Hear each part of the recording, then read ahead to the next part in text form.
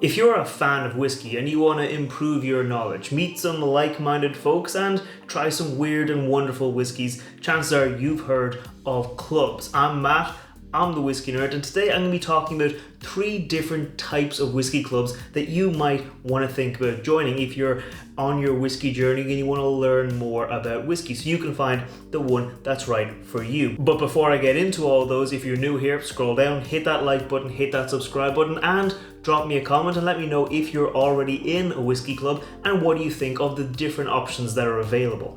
First off are the big ones, the national societies, or if you're in a country that's a bit bigger than Ireland, so if you're in America, you might have state societies or city societies. Ireland only has about 5 million people on it, and some US cities have more than that, so chances are, depending on where you are, your big society might be as big as my country's society, or it might be a bit smaller. But those big societies are generally everywhere you go where there's a big enough population, and there's some good things to them and there's some bad things to them. So like the Irish Whisky Society, the society I'm a member of, the society I help organize events for, is about 500 members or so, and that gives us a fair bit of weight in the kind of Irish whiskey community. It also means that we're big enough that we've got enough kind of money that we can have a good website, we've got enough membership fees, and we can kind of have a good way of letting people join the club, the society, from wherever we are. And we've got members from all over the country, and it's actually a pretty easy process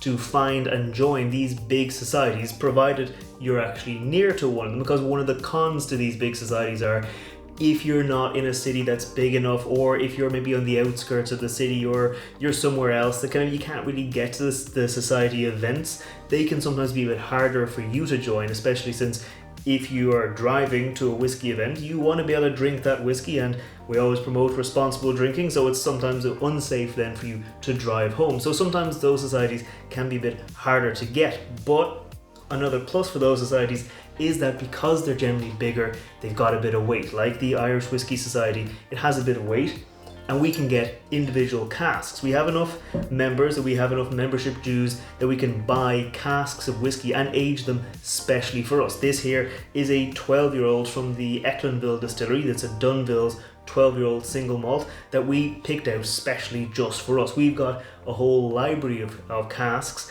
on our website that we have members pick and decide on what we want to put it into, what kind of cask, for how long, when we want to bottle it. So it gives you a bit of weight. You can go to a distillery, you can say, I'm in a big whiskey society, what have you got for us? What can you do for us? If you're putting on tastings, that same amount of weight can say, well, these are some of the big whiskey drinkers in the area, you might want to impress them. And sometimes we can get a hold of cask samples, we can get the distillers in. So there is a bit of a weight to those big societies that can really help out. But that weight does sometimes bring with it a bit of a challenge, especially if you're an organizer for one of those societies, because you have to put on interesting and fun events. Now, that's a bit of a blessing and a curse, because A, it means you get to put on really weird, different events. Like in the society, we put on a Six Nations. If you're familiar with the Six Nations rugby, we put on a Six Nations tasting with whiskey from Ireland, France, Italy, Wales, Scotland, England as well. Sorry, I forgot England. We put on whiskies we chose, and we had them blind against each other to see which one won overall, won the little Six Nations whiskey tasting. And it lets you play around with things like that, but also because it's a big society, members often want a lot, so it does take a bit of organizing to put those kinds of societies together. So if you're an organizer, it can be a bit of a curse, but if you're a member, it can be a bit of a blessing, because you get a lot of good stuff. Next up, it's the societies for those people who are a little bit maybe more remote, or maybe they can't join everything, or maybe they have a really specific liking for one type of distillery, and those are kind of the fan groups or the friend groups. So in Ireland, we've got like the Friends of Irish Whiskey, we've got the Cullowen Cult for the Cullowen distillery, we've got the Two Stacks Nation, and if you're members of these groups, chances are they have a Facebook group, and I'll get to these in just a second. Those Facebook groups, often you can chat with people, you can find out information about that whiskey distillery, what they're going to release, what's coming up down the line, and you can actually get insider information from the distillery without ever leaving your house. It's also kind of handy because those are often online kind of tasting clubs as well, where people will get the whiskey, you can have a chat with them, there's a bit of a lively discussion going on. So it's actually kind of fun sometimes if you're remote because everybody's online. So it's not like your hybrid tasting where you're at home and everyone else is in a different area, so you can actually feel like everyone's on the even kind of footing. So it's kind of a nice thing for everyone to be kind of together. And if it is focused on one of those brands like the Two Stacks Nation or the Cologne Cult, which I'm members of both of those online groups as well as the Big Society, you can sometimes get special things. So this here is the Pump Up the Jam whiskey from Two Stacks, which there'll be a review of this coming out soon, so if you want to check that out, make sure you check back. This is a special edition released just for the Two Stacks Nation, and it's like a raspberry brandy finished whiskey, very, very tasty.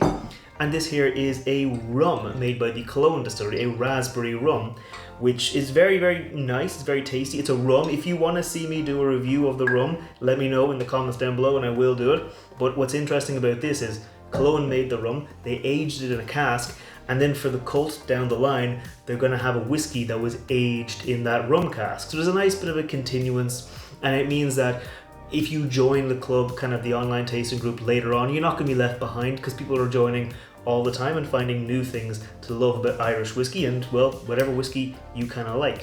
One thing I will say though about these kind of clubs is that it's a bit harder to have that kind of social aspect. Yeah, there'll be comments and there'll be chats going on the online groups, on the Facebook groups, on the WhatsApp message groups, but it's less of a bit of social aspect. Like if you are a social butterfly and you want to meet people and actually meet people face to face, those things, they're not really going to do it for you because it's going to be that online kind of environment. But again, if you're only able to do it online, then that's kind of what you need, and you have that chat. It gives you the access to the distillers, like I said, and also some other like-minded folks. One thing though, thankfully it's not a problem with these ones, but I can imagine if you're in like a smaller town or you're in like a smaller area and one or two people have a lot of say in those online groups, like they're the moderators, they might be able to hold a lot of control and you might feel that you're kind of left out of it. But hopefully that doesn't happen to you. It doesn't happen with these clubs, thankfully, but just a word of warning, it might occasionally happen depending on the people in the club.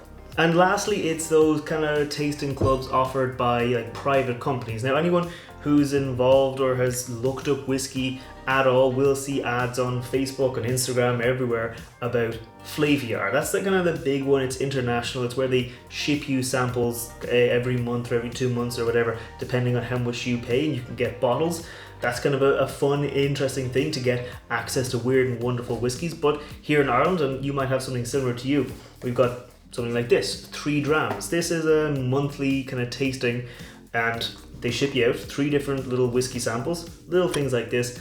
But what's important about them is they put together, I haven't been sponsored by them at all, it's just something I quite like. I've been a member for a long time. This is box number 41, so 41 months. I've been at it for 4 years almost now, I think, so that's fairly long. But I quite like the company because what they do, it's an online kind of Zoom tasting. So you get that kind of remote thing where you can watch it back later on, but also you can take part online. You can kind of have a bit of a conversation.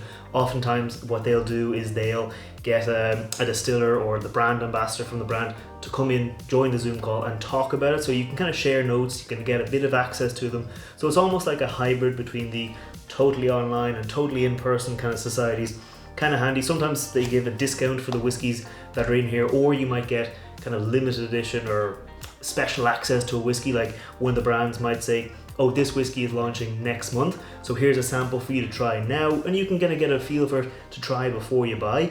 Things like that are pretty handy, but like those online clubs, they don't have that face-to-face social aspect, so it's a little bit kind of less kind of fun or engaging sometimes. Also, because they're run by private companies, they do have to make a profit at the end of the day, so it will cost more than like a normal kind of like the Irish Whisky Society that's set up as a non-profit. Like it doesn't make money. Any money that's spare or left over at the end of a tasting goes into buying whiskey casks or making future tastings a bit better or a bit cheaper for members. So if it's a private company, you will end up paying more, but you do get a little bit of a privilege as well.